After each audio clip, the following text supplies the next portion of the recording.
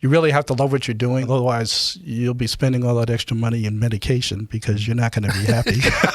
I'm able to help a lot of the people that I assist now because I was a banker. So I know how they think. I know what they're looking for. Mm-hmm. And I've also been an entrepreneur, so I know you got to make payroll. Right. I know what you need to do to get your business to the next level. All those startup issues, so having been on both sides and also having scaled from where I was, I can help people from where they are to get to the next level. I don't want to start with, hey, you should do X, Y, and Z, because I don't know where they are. Right. And that can completely overwhelm somebody, so you want to start from where they are and kind of build from there. And that's kind of what I try to do. And that's where the excitement comes in for me, because to see how happy they are that they've gotten that assistance, it's like the light bulb goes off. And, so it's a good feeling all around.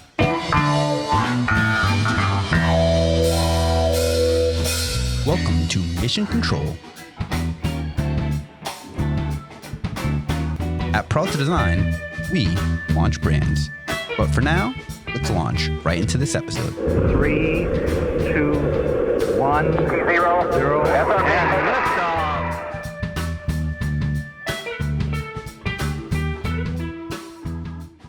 We've got an exciting special episode, very small business focused episode. Please help me welcome the one and only Val Gomez.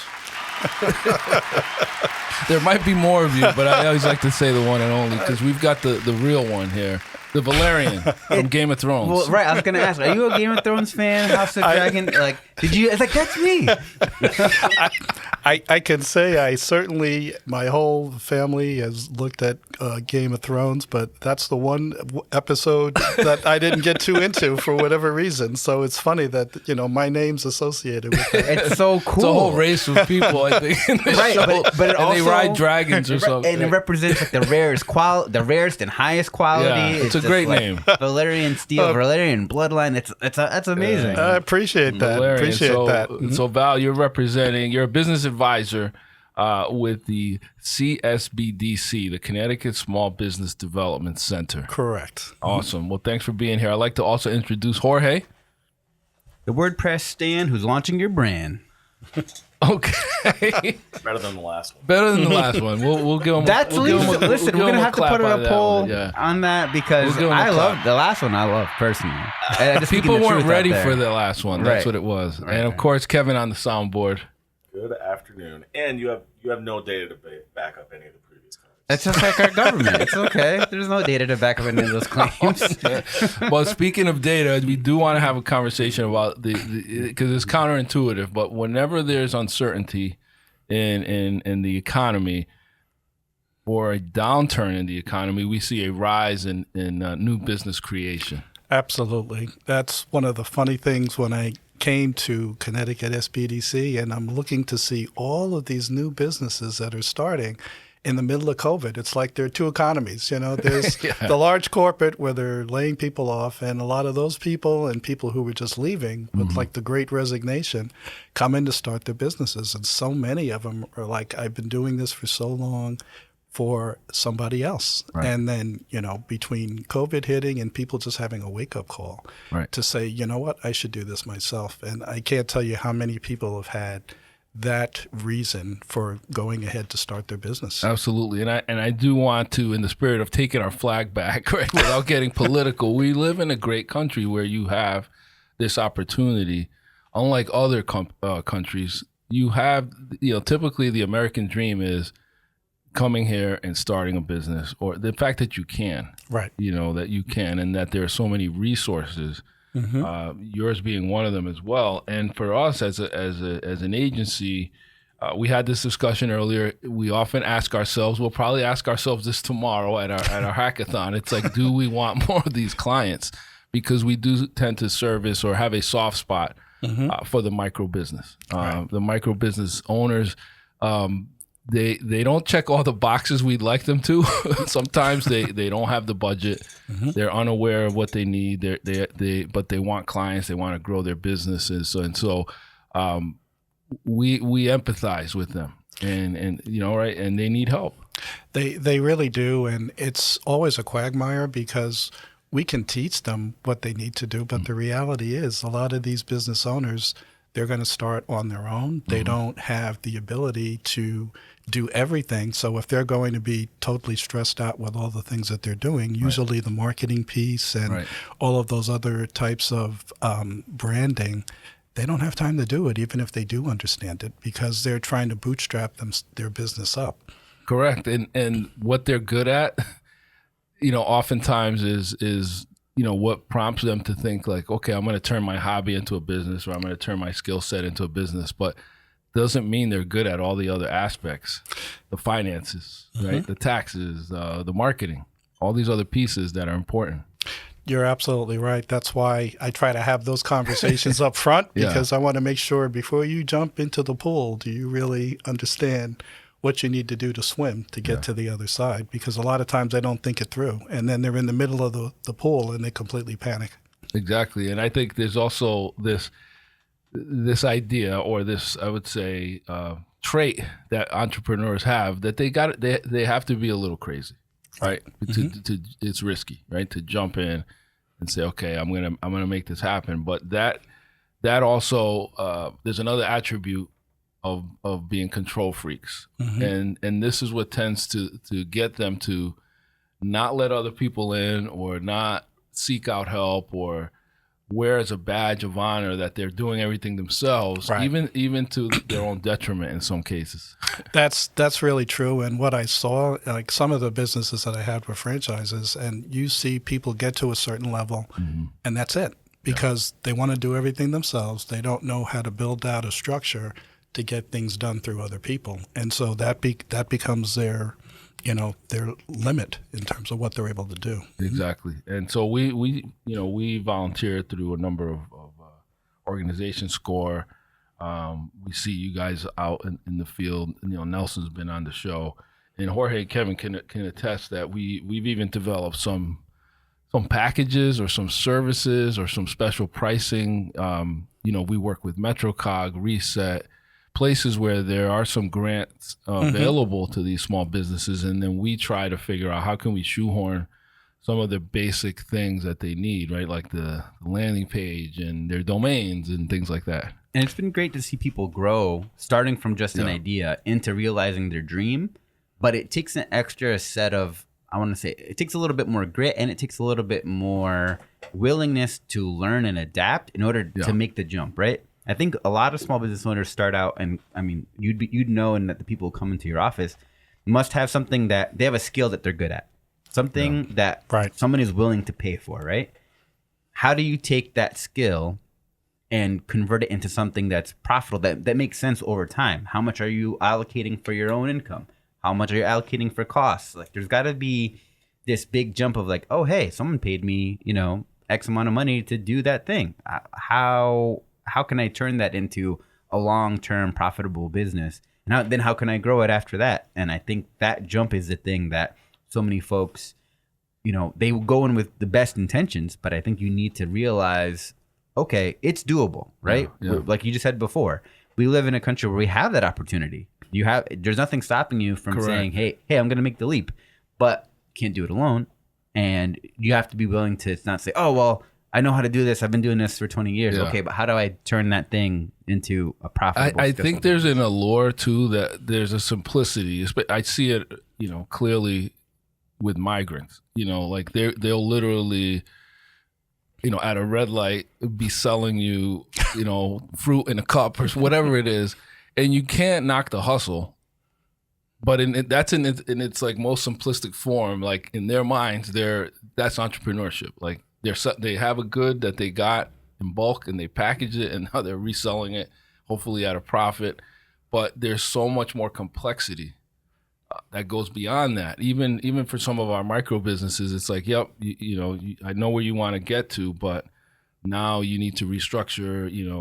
LLC doesn't really apply anymore. Maybe you should consider becoming a corporation and put yourself on payroll. And you can't do that if you don't have the right mentors or someone in your family that's done it. And for many of the micro businesses that we deal with, oftentimes they're like the first ones venturing into this. Right.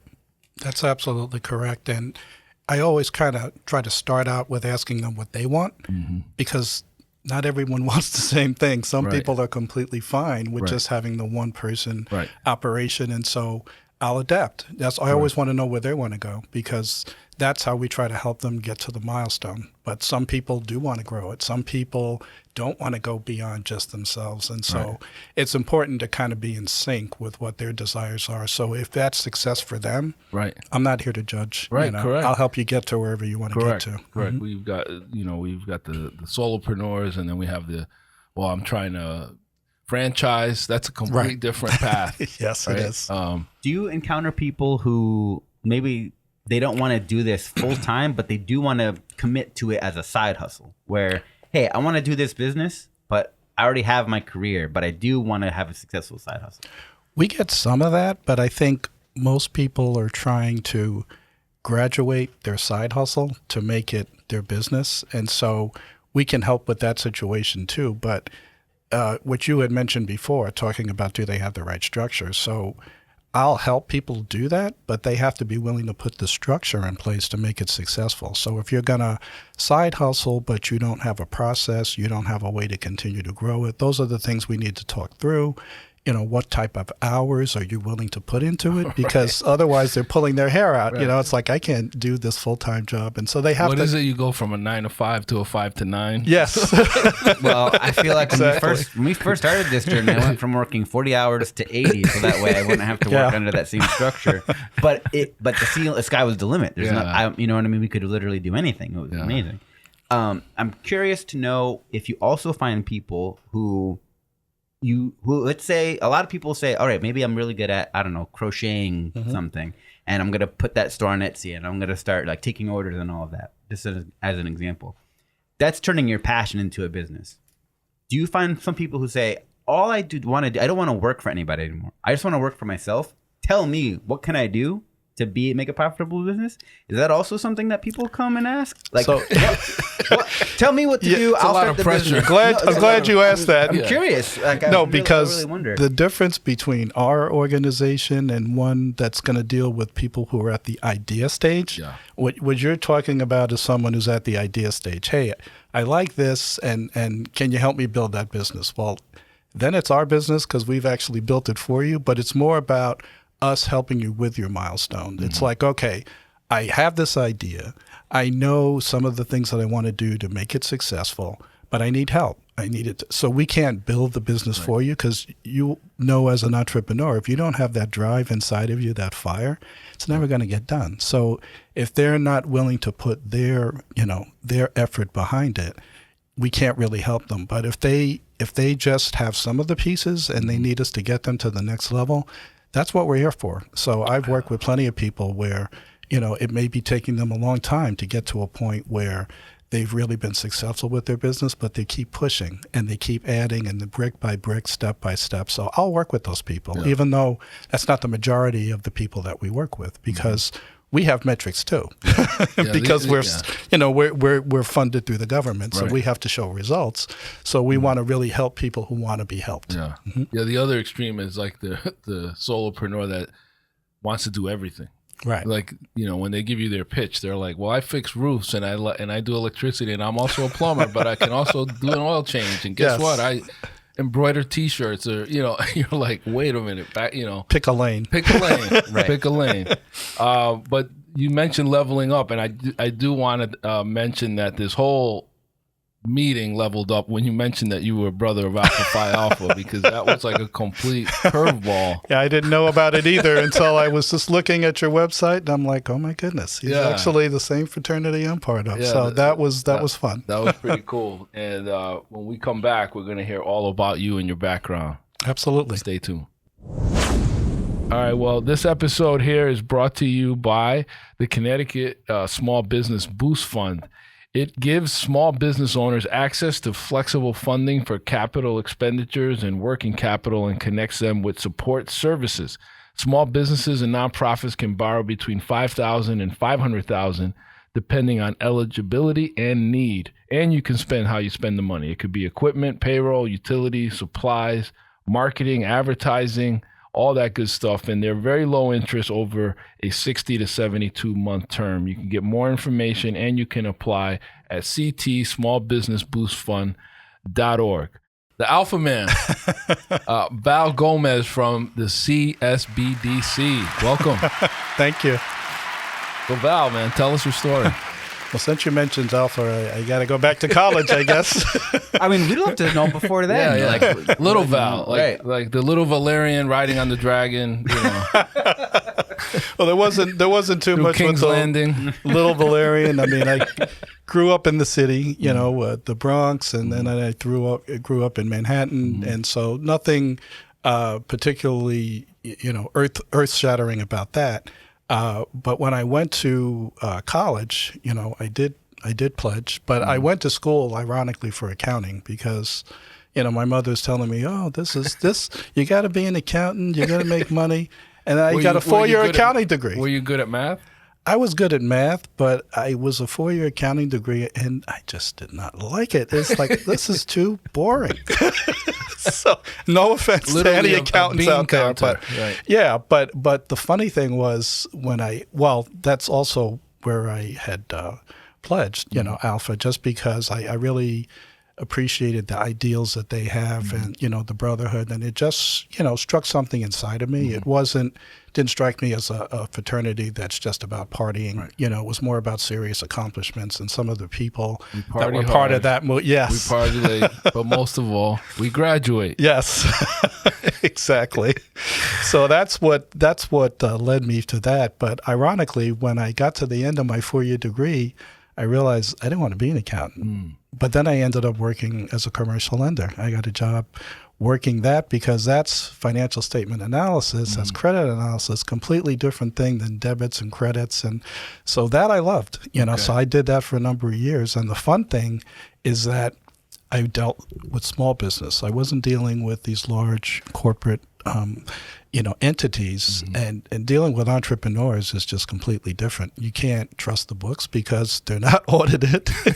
So you're literally just lending to a person. Cash on the side, and then they report some. And... Exactly. So our conversation was always about, you need to show enough for lending support. Right. We're not going to go in and audit. We can't, but, we need to see what we need to see. So that was fun because it was small businesses. And I eventually got to the point where I said, you know what? I want to do this myself. I don't want to be in a big, bank organization, because that was kind of corporate America. And, there's nothing wrong with that, but it wasn't for me. And so I did get, a business, actually franchised 2 different businesses because I wanted a turnkey system. I didn't want to learn the hard knocks. I didn't feel like I had enough background in the areas that I went into. So I wanted to make sure that I had a turnkey system that I can just apply. And that's kind of what I did, which I think was great. And actually I sold the first one to be able to get the money to get into my second business. Wow. What was the first one? The first one, believe it or not, was a Merry Maids business. So it's a complete opposite of what you would expect as somebody that's like a banker getting into house cleaning business. I didn't clean any houses. But did you literally go... like in the back of Entrepreneur Magazine, they have all these available franchises. Is that how you did your research? I kind of did. Yeah. I kind of did. Actually, I ended up in one of those magazines because they were touting me as like one of their success stories. Very cool. So I'm sitting there on a bucket with a brush in my hand, and even though that's not that's not what I did, I was running the business, but it was a good. So you never actually cleaned the toilet?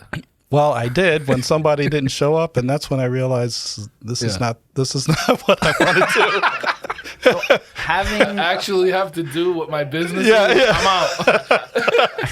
Imagine Ramon's gonna build some web pages. He's like, I hate coding. I hate this. Yeah, I mean, I'm ashamed to admit I didn't like to do that, but Hey, so it's honesty. With exiting the first business, did you feel like having that accounting background, did you already have the exit strategy in place?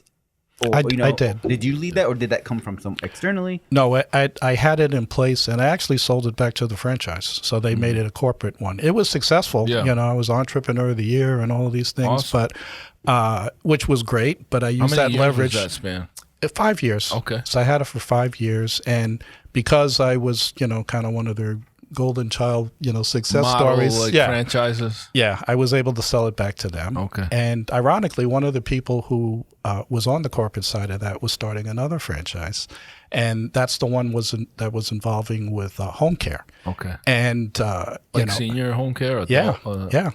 And as it turned out, that franchise at the time, the owner was answering the phone. He only had about 5, and I was able to negotiate my own territory. I just kind of made a circle and say, this is what I want. But he was an entrepreneur with a brand new concept. Now there's like 20 billion non-medical home cares out there. He was the first one. Wow. And so I was out there educating, different referral sources about what we do, because it's completely different than medical. And it was an anomaly, so it enabled me to really grow that business very quickly. So yeah, it's like positioning. It's like being Coca-Cola, like you're the first soda on the market. Exactly, and that's what made it different than all the other home care companies out there. But I did that for 10 years. So it was very successful. Built it into a 7-figure business, but we had 9/11. We had all these things that were happening with the mindset of people, and so it became harder to staff that business, and we had less people coming in, because of people watching their budget more. Seniors were getting afraid. So I was looking at the trends, and I thought that this is probably, not the best time to continue, doing that. So after I got out of that business, I started to get into other home care aspects. So I was an executive director for a few different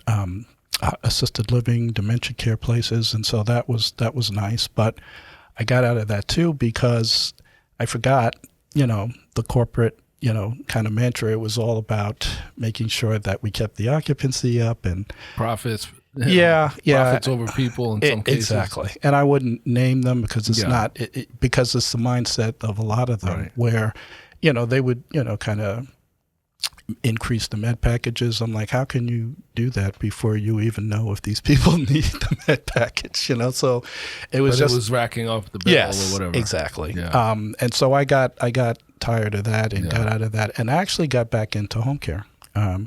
And that was really fun for me because I had a different perspective now, because home care, you don't really know what's going on unless you're there, versus assisted living where you see right there. Well, I would see some of the stuff that was going on, and so now I had a better bandwidth of knowing what actually could be happening, and so it was fun for me to oversee, the 10 branches that I did.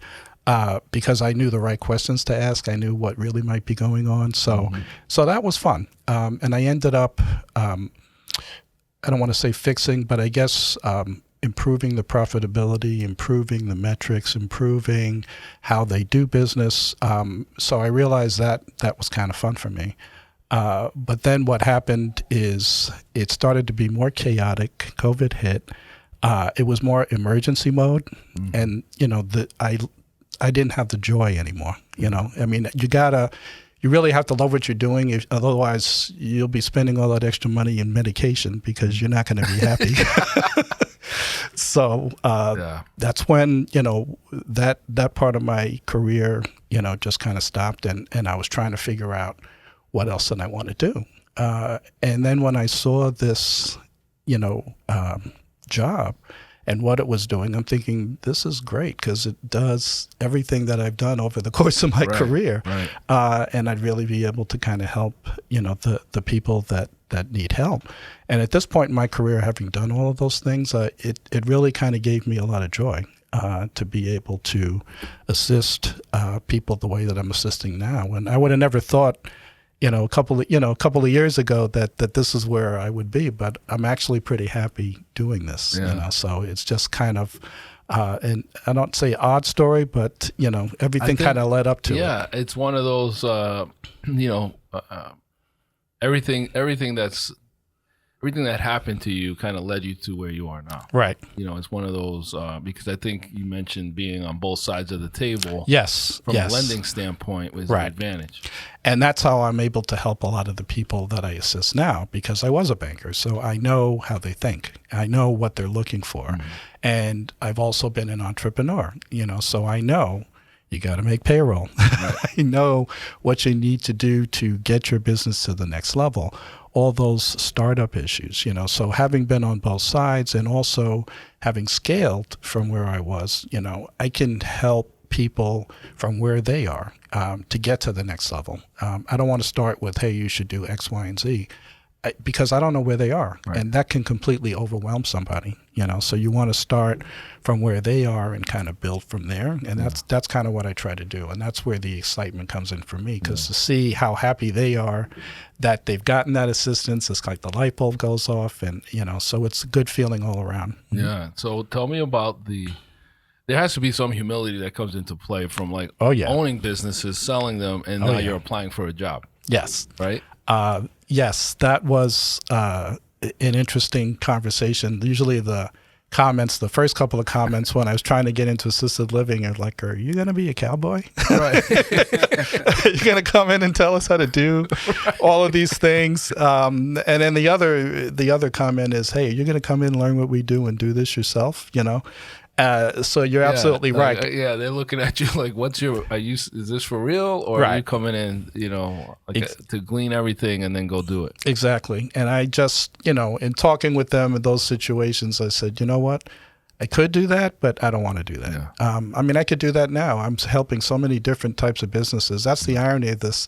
If I wanted to start a business now, I could think of several I could do, but I just don't want to do that anymore, you know? Yeah. And so that's kind of how I sold it to them. And being transparent, being authentic, being, you know, kind of, hey, there's no hidden agenda. Right, exactly. Which I get it, because it happens. And now in Connecticut, you can't stop anybody from, there's no non-compete clauses anymore. So so it is a real concern. But back then, I think they could enforce non-compete agreements. Mm-hmm. So business advisor, how do you describe that now as a role? So we try to be, I try to be a little bit like a doctor, because they come in and they say, I'm having this problem. But usually the problem or what they think they need help with is not really the root cause or exactly. So I kind of unpacked with questions. You know, I don't try to dictate. You know, I just ask enough questions in the areas where they think they have an issue, and so we're kind of pulling back the layers, and then we kind of figure out what might be the root cause of the problem. And a lot of times it's not what they thought it was. Sometimes it is, but a lot of times it isn't. And so it's, you know, for me, that's why, you know, before I meet with them, I really just want to we do intakes and things of that nature, but I always want to just start fresh, because sometimes you don't pick up on things that are real issues for people. And usually that process works pretty well. And I'll kind of, if they know what business is, it could be a startup, could be a business they already have, but I'll start from where they are in terms of, do they really have a business that they want to do? Because if they just have an idea, as you start to ask questions about what pain points are you solving, you know, how are you going to get your clients, and how are you different? Yeah, exactly. You know, how are you going to structure your operation? You know, the people that have some kind of idea of how they want to do that, they're serious. You know, they really, and it's not to say if you have an idea that's bad, you're not serious, but you're at a different stage. And it's hard, you know, that's a different type of help.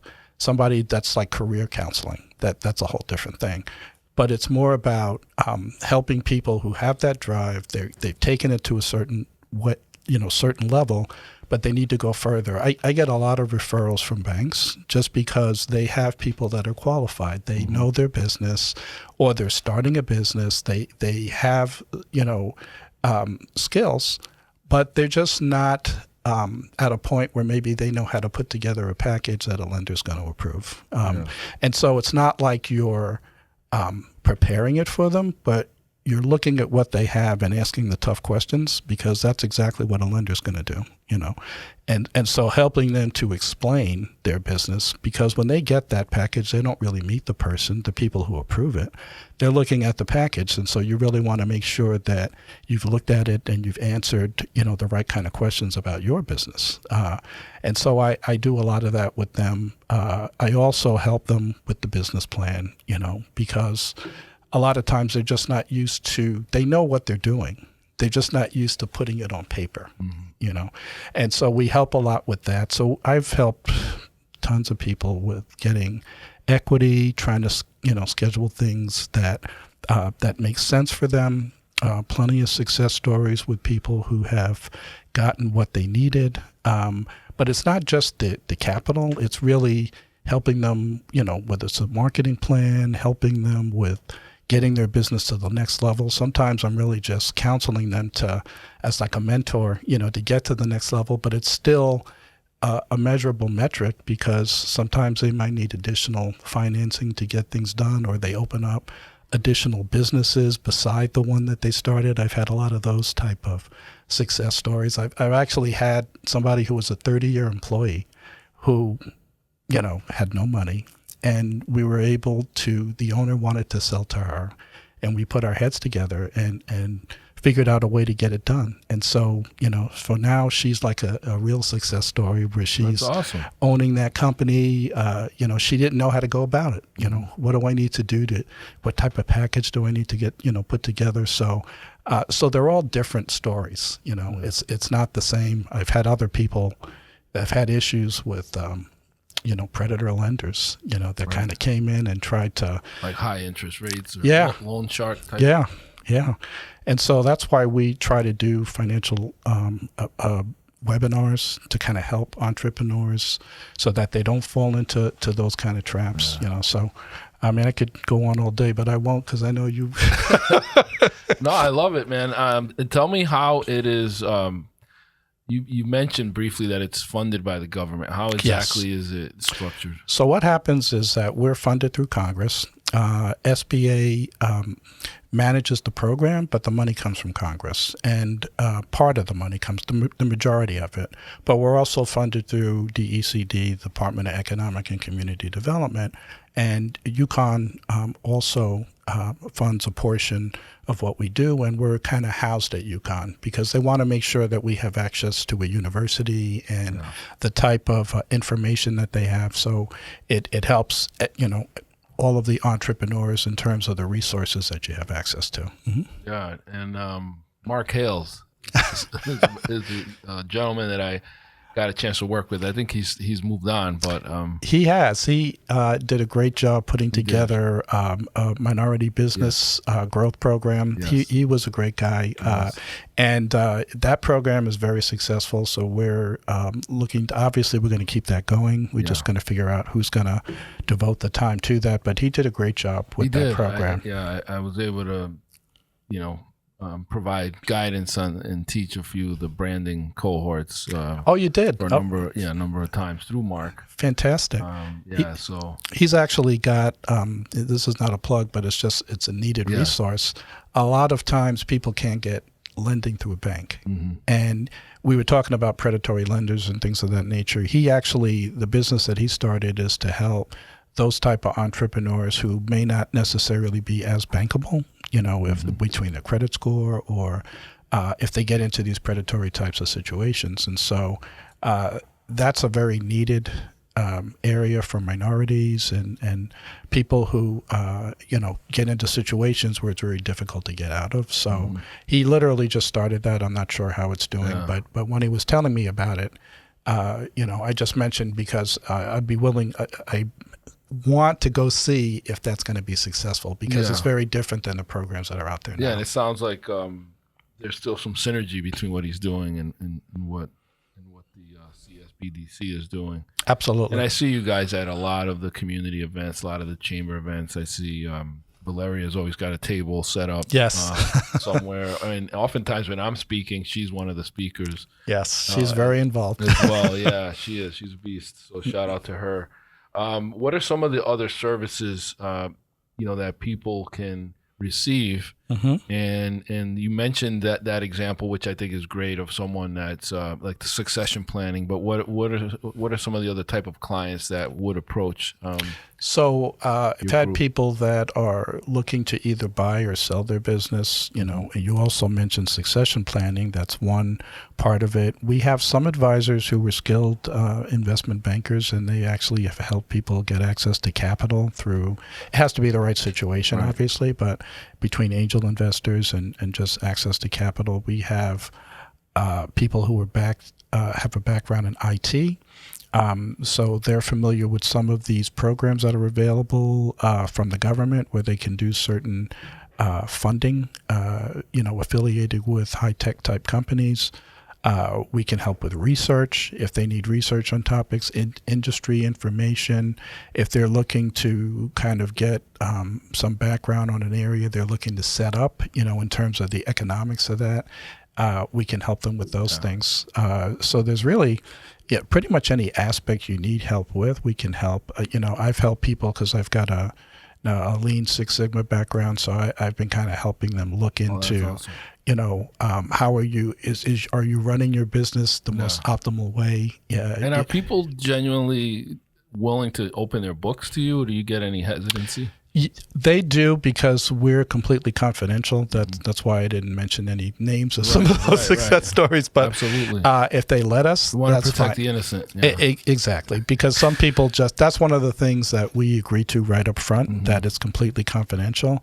Sometimes there's a little pushback, but then we're just real with them. You got to say, look, if you don't show me everything, I can't help you as much as I can. Exactly, because if Kinda they're like looking going to the doctor, like if you leave out any all that family history, I can't really help you with what this diagnosis It is like a doctor, because like you mentioned, they're sharing these problems that actually are symptoms of probably a bigger issue. Exactly. And it's just helping them. Like I love helping get people out of the box. It's like they're used to thinking a certain way, and this is all. So it's about not accepting that limitation and figure out, okay, what's the solution for this, and kind of help them out of there. So that's the joy I get out of it, because it happens a lot. I love also that you can say, I'm not only the president, but I'm a client. You've been on both sides. Yes. You're a business owner. You know their challenges, because sometimes there are people that become these gurus, but they've never been there. Right. And they're giving advice on something they've never done. Exactly. I hate that. We won't go into all the examples that are out there, because there's a lot. There's no shortage. But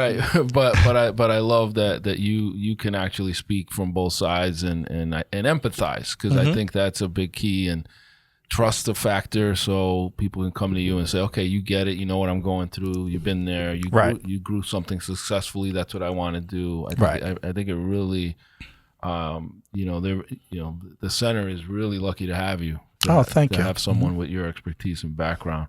And what's the best way for folks to learn more?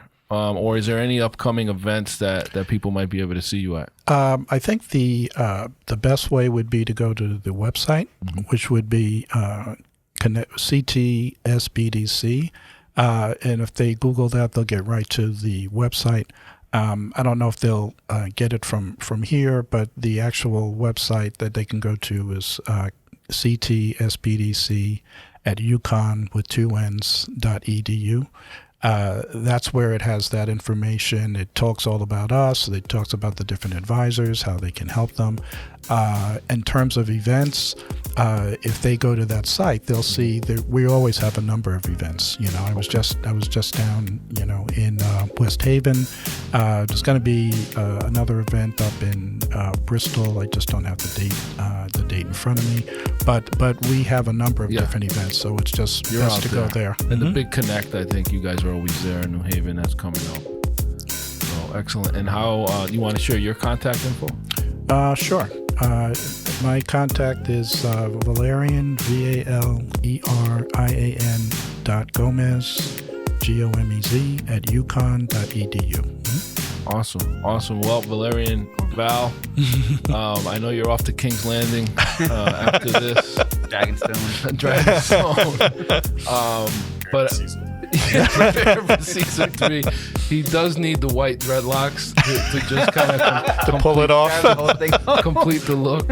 Halloween is coming, but great name and just great experience, and just really just there goes an alpha man. I have to say, because you're helping folks that need it, and you have the right experience. As are you with what you're doing, which is great. Yeah. So thanks for being on our show. I appreciate it. Thank you very much. All right, everybody. Thank you for listening to this episode of Mission Control. Until next time, this is your host, Ramon Peralta, with Peralta Design, and we launch brands.